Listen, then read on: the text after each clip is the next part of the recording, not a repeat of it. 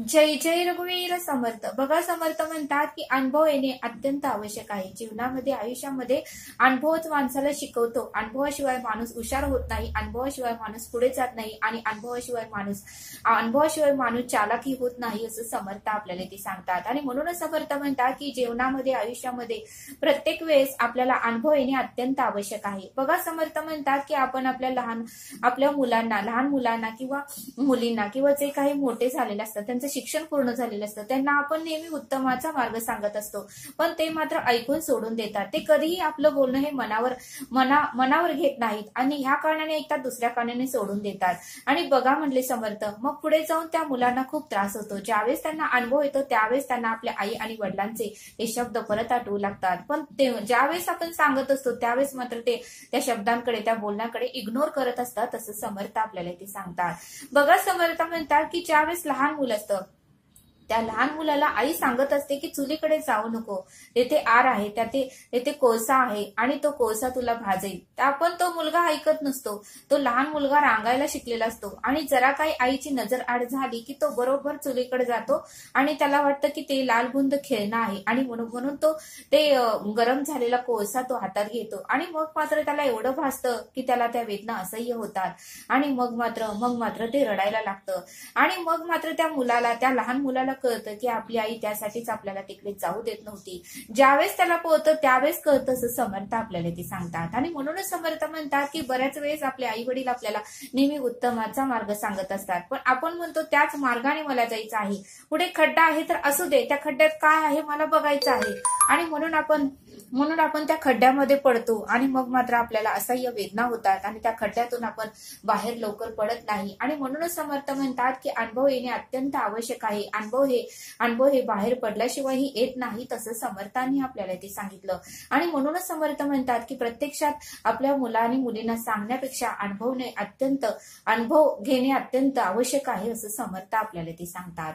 बघा, समर्थ म्हणतात की एका गावामध्ये एक मुलगा होता. त्याचं पूर्णपणे शिक्षण झालं होतं आणि त्याचे वडील त्याला काहीही कमी पडू देत नव्हते. पूर्ण शिक्षण झाल्यानंतर मात्र तो कोणत्याही प्रकारचं काम वगैरे करत नव्हता. नेहमी वडिलांकडे दर आठवड्याला पॉकेट मनी मागत होता. आणि मग मात्र वडील ही एकुलता एक मुलगा आहे, जाऊ दे, त्याला आनंदात आपण ठेवलं पाहिजे, एवढं सगळं आपण त्याच्यासाठीच तर करत आहोत, आपण काय मृत्यूनंतर नेणार आहे का, आपला लाडका मुलगा आहे, असं करून नेहमी वडील त्याला पॉकेट मनी देत होते. असं करत करत करत मात्र बरेच दिवस झाले, पण तो मात्र पॉकेट मनी मागायचं काही सोडतच नव्हता. आता कमवायच्या वयाचाही तो झाला होता, त्याचं शिक्षणही झालं होतं, त्याला डिग्रीही मिळाली होती आणि तरीही तो सारखं वडिलांकडे मागत होता. मग एक दिवशी मात्र वडिलांना राग आला की हा मात्र मोठा झालेला आहे, आजूबाजूचे लोक विचारत आहे की तुमचा मुलगा शिक्षण पूर्ण झालेला आहे, तो बिझनेस करत आहे का, नोकरी करत आहे, तो काय करत आहे, असं जर विचारलं तर मी त्यांना काय सांगू. त्यावेळेस त्या वडिलांना वाईट वाटू लागलं. त्यावेळेस वडील म्हणाले की मी तुला आता पॉकेट मनी द्यायचं बंद करणार आहे, तू स्वतः जाऊन कष्ट करून तो कमवून आणायचं. आणि मग मात्र तो म्हणायचा हो ठीक आहे, मी पुढच्या महिन्यात करतो, त्याच्या पुढच्या महिन्यात, असं करत करत इग्नोर केलं. मग एक दिवशी मात्र वडील म्हणाले नाही, आज तुला मी पॉकेट मनी देणार नाही, आज तू फक्त बाहेर जायचं आणि मला फक्त 50 ते 100 रुपये कुठेही जाऊन काहीही काम करून मला तू आणून द्यायचं. मग मी तुला जे हवंय ते देतो, तुला जर मोबाईल हवा असेल तर मोबाईल मी गिफ्टही देतो, तुला जे काही हवं आहे ते मी तुला देतो. त्यावेळेस मुलगाही म्हणाला ठीक आहे. आणि मग मात्र तो जेवण त्याने केलं आणि घराच्या बाहेर पडला. घराच्या बाहेर पडल्यानंतर त्याने बरेच ठिकाणी काम मागितलं, कोणीही काम त्याला दिलं नाही. तो एका लाकड तोडण्याच्या दुकानात गेला, तेथेही त्याला काम मिळालं नाही. पुढे तो एका कापड दुकानात गेला, तेथेही त्याला काम मिळालं नाही. खूप वेळ झाला, जवळजवळ दुपारचे 3 वाजले, ऊन कडक होतं, तहान लागली होती, पाय पोळत होते.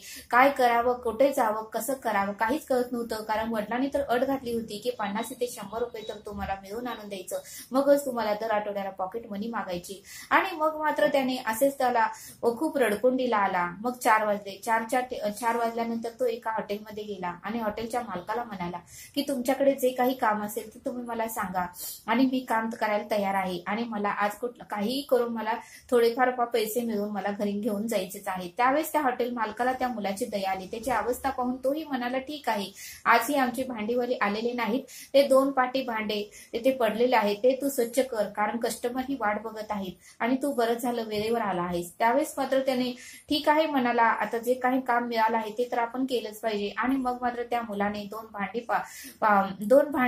पाटी भांडी त्याने घासले आणि घासल्यानंतर मात्र व्यवस्थित पूर्णपणे घासून दिली आणि मालकांकडे गेला आणि म्हणाला, बघा मी 2 पाटी भांडे घासून दिले, आता तुम्ही मला पैसे द्या. त्यावेळेस मात्र त्या मालकाने 100ची नोट काढून त्याला दिली आणि मग त्याला खूप आनंद झाला आणि तो आपल्या घरी 6 वाजता बरोबर आला. आणि वडिलांनी विचारलं, तू काय कष्ट करून आणलंस का नाहीस, कमवून आणलंस का नाहीस, तुला काही आज अनुभव आले का नाही. त्यावेळेस मात्र तो रडू लागला आणि थोडं शांत बसला. खुर्चीवर बसल्यानंतर वडिलांना सांगितलं की खरंच मला आज खूप अनुभव आले आणि तुम्ही सांगत होता की पैसे हे सहजासहजी मिळत नाही, त्यासाठी खूप कष्ट करावं लागतं, खूप त्रास सहन करावा लागतो, घाम करावा लागतो, तेव्हा कुठं जाऊन पैसे मिळतात. आणि मी मात्र तुमच्याकडून दर आठवड्याला पॉकेट मनी घेत होतो आणि मित्रांना बरोबर पार्ट्या करत होतो, खर्च करत होतो. पण आज मात्र मला भयानक अनुभव आला. आज मी बाहेर गेलो, आज मी बऱ्याच ठिकाणी टक्के टोले खाले, बऱ्याच ठिकाणी कामाची मागणी केली, बऱ्याच जणांनी मला काम दिलं नाही. 3 वाजले, माझे पाय पोळत होते, मला तहान लागली होती, ऊन कडक पडलं होतं, मला काय करावं, कुठे जावं, कसं करावं काहीच कळत नव्हतं. कारण माघारी यावं तर तुम्ही मला आड घातली होती, माघारी तर मी कसं येणार. मग मी एका हॉटेलमध्ये गेलो, त्यांनी मला हे काम दिलं आणि मी ते काम पूर्ण केल्यानंतर मला 100 रुपये मिळाले. आणि त्यावेळेस वडील म्हणाले, ठीक आहे, हे 100 रुपये मला आण, मी आता याचं काहीतरी खायला घेऊन येतो. त्यावेळेस तो मुलगा म्हणाला, छे बाबा, हे 100 रुपये मी तुम्हाला देणार नाही, कारण हे खूप कष्टातून मी मिळवलेले आहे आणि तुम्ही सहजासहजी खर्च करता. त्यावेळेस मात्र त्यालाही वडिलांच्या कष्टाची जाणीव झाली आणि मग वडील म्हणाले, तू आता मला 100 रुपये देत नाही, माझ्याकडून मात्र दर आठवड्याला तू पॉकेट मनी मागत होतास आणि त्याचा नीट उपयोगही करत नव्हतास, कुठल्याही कामासाठी ते वापरत नव्हतास, तू मात्र खर्च करत होता, पार्ट्या करत होता. आणि मग मात्र पैसा सहजासहजी मिळतो का नाही हे तुला आता समजलंच असेल. त्यावेळेस मात्र त्याला वडिलांच्या बोलण्याचं त्याला अनुभव आला, बाहेर पडल्यानंतरही त्याला अनुभव आला आणि मग मात्र त्याने वडिलांची माफी मागितली. बघा म्हणले समर्थ, या बोधातून आपल्याला हे शिकायला मिळतं. आपण आपल्या मुलांना नेहमी सांगत असतो, पण ते मात्र आपल्याकडे लक्ष देत नाही. ज्यावेळेस ते टक्के टोले घालतात, ज्यावेळेस ते खड्ड्यात पडतात, ज्यावेळेस ते अनुभव घेतात, ज्यावेळेस ते उन्हाळा पावसाळा सहन करतात, ज्यावेळेस त्यांना काटे टोचतात, ज्यावेळेस त्यांना कोणीतरी अपमान केलेला असतो, कोणीतरी रागाने बोललेलं असतं, त्यावेळेस त्यांना अनुभव येतो आणि त्यावेळेस त्यांना पैसे हे सहजासहजी प्राप्त होत नाहीत, सहजासहजी मिळत नाहीत. आपणही कष्ट केल्याशिवाय पैसा मिळत नाही आणि मग मात्र त्यांना आपल्या आई वडिलांच्या कष्टाची जाणीव होते. आणि म्हणूनच समर्थ म्हणतात की अनुभव हे सांगून कळत नसतात, अनुभव हे स्वतः अनुभवावे लागतात, तरच अनुभव येतो, असं समर्थांनी आपल्याला या बोधातून समजावून सांगितलं. तरी आता आपण इथेच थांबूया. धन्यवाद. जय सद्गुरू.